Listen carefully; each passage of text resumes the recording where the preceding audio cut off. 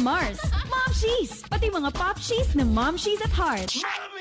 Join na at i-discover ang modern day living na wais at praktikal. Tara, let's go na! Tambay na tayo sa bahay ni Home Ekananay. At ngayon hapon, sa lahat ho ng mga coffee lovers and also gusto din hong ma-inspire na magtayo ng kanilang sariling coffee business, meron ho tayong makakakwentuhan ngayong hapon. Siya po ang may-ari ng Sip and Chug Coffee. At hindi na ho natin patatagalin dahil nasa linya na ho ng ating komunikasyon si Ma'am Sai Montes. Ma'am Sai, magandang hapon at welcome po sa amin dito sa Home Ekananay. Hello po, magandang hapon po sa lahat ng tagapakinig at kay sa mga nanonood din po sa atin live on Facebook. Yes po, magandang hapon Ma'am Sai, Alamin lang namin, kailan po ba at paano nagsimula itong inyong coffee business, itong Sip and Chug Coffee? Yes po. So actually, yung Sip and Chug Coffee po, it started parang medyo on the later part of the pandemic. So it really started as wala akong makausap sa bahay. I mean, hindi naman kami nag-aaway ng asawa ko. So gusto ko ng ibang kausap naman. So what I did is I thought of what if ilabas ko yung mga coffee namin like sa bahay. Tapos mahilig kasi ako magtimpla ng coffee for my husband lang. So sabi ko baka dumaan yung mga kaibigan ko or may makilala akong bagong tao, ganyan. So it started like that. And ang lagi kong kinukwento sa mga friends ko is unlike other mga nagtatayo ng negosyo, 'di ba po, pag mag-open tayo on our first day, parang ano po bang wini-wish natin? Ang wini-wish natin, 'di ba, sana maraming bumili, maubos yung paninda mo, ganyan. So ako naman po super baliktad kasi ang iniisip ko po noon, nakaganyan lang po kasi nilabas ko lang po siya sa may gate namin, tapos nahihiya ako. So nilabas ko lang po siya, tapos sabi ko, sana wala munang bumili ngayon kasi kinakabahan pa ako. Hindi ko alam tama ba itong ginagawa ko. Yes. So hanggang sa may mga dumaan, sabi ko, yes, wala pang bumili. Kasi parang Nag-aalangan pa ho kayo. Opo, nag-iipon pa ako ng lakas ng loob. Tapos hanggang sa may dumaan ulit, ano po yan? Parang, yes, hindi ulit bumili. Parang, okay, kailan ako magiging ready? Until may dumaan na dalawang magkasunod, di sila magkakilala. Tapos, na-curious sila sa setup ko kasi we started as a street style cafe. Tapos, dumaan sila. Sabi nila, babalik sila. So, hinintay ko sila after 1 hour. Sabi ko, ay, hindi bumalik. Okay lang, sige, baka next time na lang, ganyan. Tapos, parang yung asawa ko, mini-message ko na sabi ko, parang kailangan ko nang pumasok sa loob. Nahihiyan ako sa ginagawa ko dito. Tapos, bumalik yung dalawang customer na yun. Bumili sila ng drinks nila. Ang unang nabili sa akin is honey americano at saka yung cold brew latte. That, ginawa ko talaga based sa yung gusto kong lasa ng kape. So, bumalik sila. Tapos, nagulat na lang ako, may nag-post sa community group namin or mga nag-comment, ganyan. Tapos, nag-line up na sila dun sa gate namin hanggang sa to the point, medyo nag-traffic na kasi ang daming tao, pati other people from other barangays. Parang na-curious kasi ako yung first coffee shop dun sa community namin. So, ganun po siya nag-start. Parang out of curiosity lang, ganyan. And I'm so happy because of what I did. Marami rin palang katulad ko na naghahanap ng kausap kasi nga during the pandemic or naghahanap lang ng excuse lumabas, ganyan. So, dalawa lang po yung table ko, yung unang table ko pa noon. Hiniram ko lang sa anak ko. Alam niyo po yung parang sulatan ng mga bata. Yes, yung pambatang table. Oo, nagagalit pa sa akin yung bunso ko kasi sabi niya, Mom, that's mine. Sabi ko, pahiram din ako, anak. Tapos hanggang sa nakabili ako ng dalawang parang table. Tapos yung mga kapitbahay namin, nag-uunahan sila dun sa table na yun. Kasi parang gusto nila alfresco dining dahil nga because of the pandemic. COVID-19. So parang feeling ko mas they feel safe na open space kaysa pupunta sila sa actual na coffee shop. So, ganun po nag-start yung Sip and Chug Coffee na nag-wish ako sana walang bumili. Pero ngayon, very happy kasi marami naman pong bumibili sa atin. Ang galing, ano? Talagang no? Lakasan talaga ng loob. And yun nga yung sinasabi rin namin, Miss Sai, ni Ma'am Shi Marinela dito sa programa, na talagang kailangan mong simulan. 'Di ba? Yung isang bagay. Kasi hindi mo malalaman yung resulta unless kung hindi mo itatry. Which is yun po yung ginawa nyo dito sa Sip and Chug Coffee. Kanina nabanggit ho ninyo yung cold brew latte ho ba yun? And then yung isa yung honey coffee. Bukod ho dito sa mga nabanggit ho ninyo, Miss Sai, ano naman ho yung ilan pa sa mga best-selling products ng Sip and Chug? And balita namin, nagbe-bake din ho daw kayo ng mga pastries, ng mga cookies.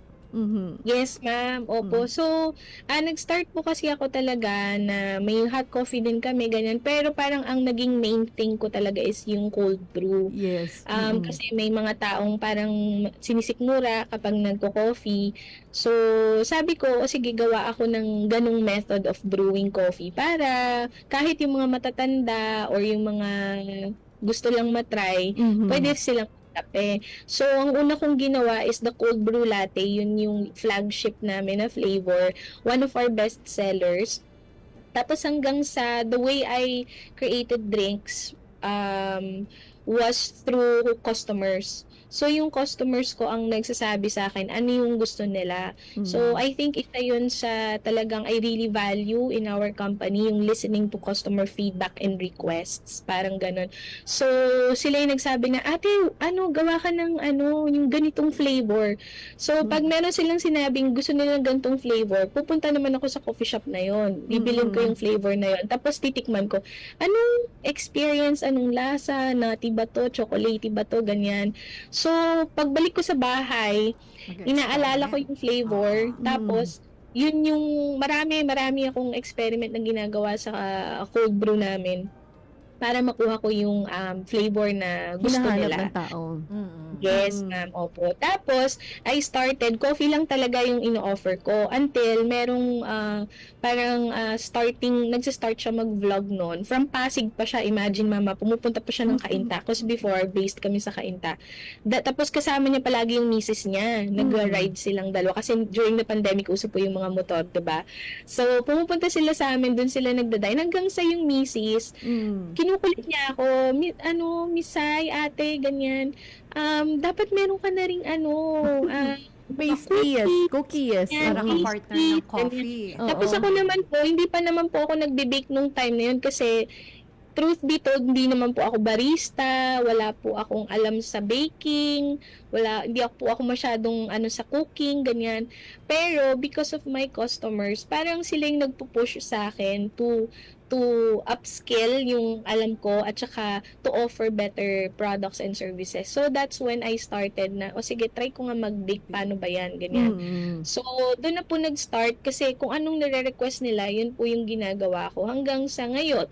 Ngayon, meron na po kaming cookies, isa po yun sa mainstay namin. We also have our bite-sized donuts. Tapos recently, one of my, super thank you po sa business mentor ko kasi he said na, wala ka bang low carb? So, eto na naman ako. Nakinig na naman ako sa kanila kasi kung ano hinahanap nila. So, yun, gumawa naman po ako ng low carb. Tapos, nung pinatikin ko po sa kanya, nagustuhan niya. And recently, sa isang MSME bazaar namin, nilabas ko lang po siya just to check anong feedback ng market. So, nagustuhan naman po nila. So, ngayon, yun po yung bagong addition sa menu namin. Yun. Ayun, padami ng padami. Sabi nga kasi pag coffee kasi masarap may kapartner yan. Totoo. Matamis donut, Oo, cookies, donut. Yes, Sabi rin ma'am. po Opo. sa inyong page, first and only online coffee shop, gaano po ka-challenging ang pagkakaroon ng isang coffee business? Actually, financially, number one, very challenging po talaga. So, kami po ang first and only online cafe po sa Rizal during that time. Pero ngayon, para mas maintindihan ng lahat, we're a cloud cafe. So, wala po kaming physical store, wala po kaming physical shop. Meron po kami lahat ng transactions namin online. We have a website. We're also available in other e-commerce platforms where you can order and try our Coffee. cookies, pastries, cold brew, ganyan. So, financially very challenging kasi wala po akong ganung kalaking pera, million para magpatayo ng isang malaki at maganda, very aesthetic na coffee shop. So, ang ginawa ko pong approach is digital po. Online. Online. Oo. Yan.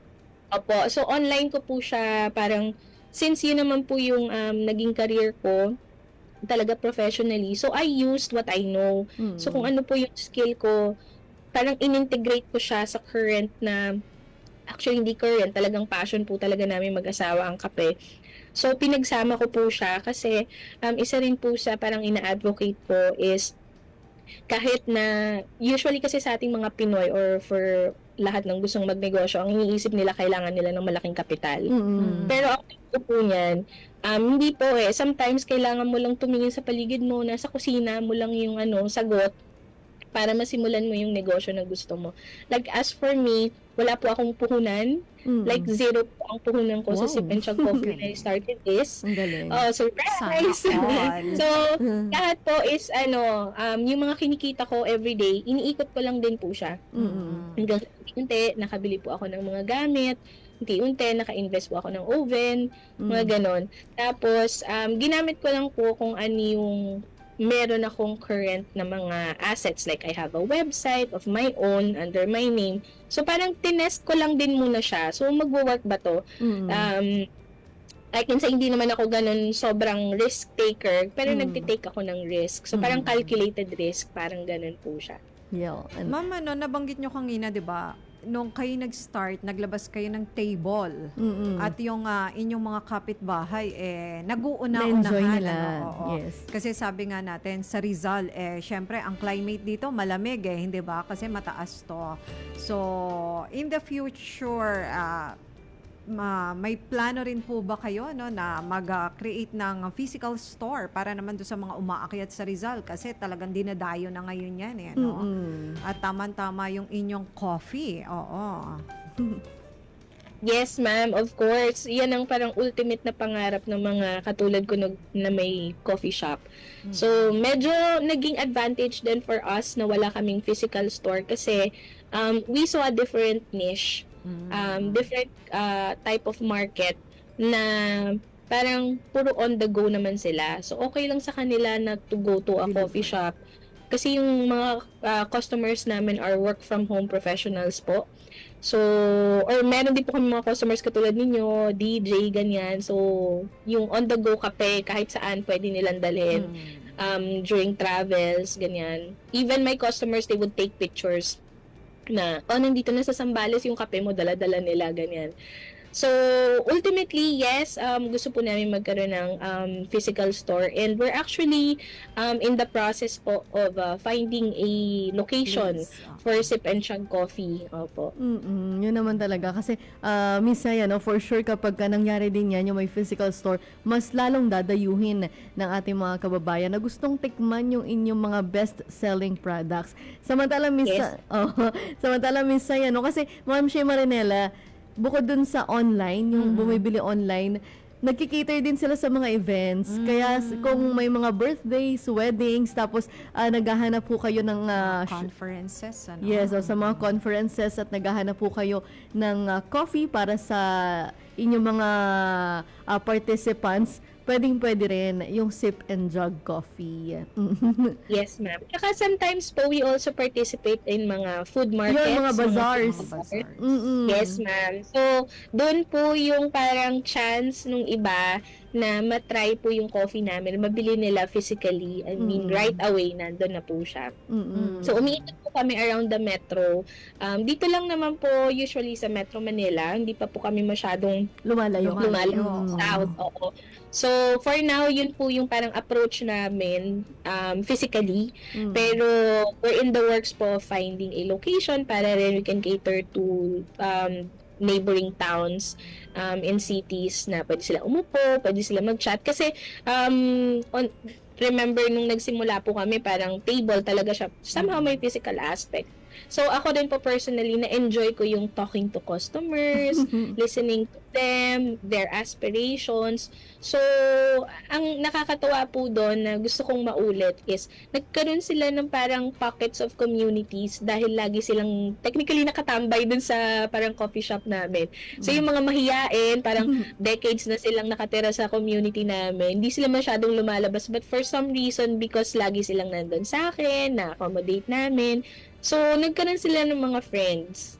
So, parang, uy, ikaw, kapitbahay lang pala kita. Grabe, hindi tayo napapansinan dati. Parang ganon. So, nakakatawa that we're an instrument of bringing people together. Ang galing nun, ano? Isa na rin ho yan sa pwede ninyong advocacy, Miss Saya. Talagang, Yes. maging common ground nila yung coffee o yung products ng Sip and Jug. Kaya naman, Miss Sai, sa lahat ho ng mga nakikinig, nakasubaybay ngayon at nais din nilang tikman, inumin yung inyong mga coffee products, paano ho ba sila makaka-order kung may mga events na papalapit? Paano po nila kayo mabubook? Go ahead, Ma'am Sai. Yes po. So, to anyone, especially mga soon-to-wed couples and to organizers, event planners, and even mga brands, we cater to private and corporate events po. So, very reachable po kami. We're online and active on Facebook, Instagram. We're also on TikTok. You can find us there. Ang handle po namin is at SIPNCHUGPH at Sip and Chug PH sa lahat po ng social media namin. Or you can just search Sip and Chug Coffee, makikita niyo po kami kaagad on Google.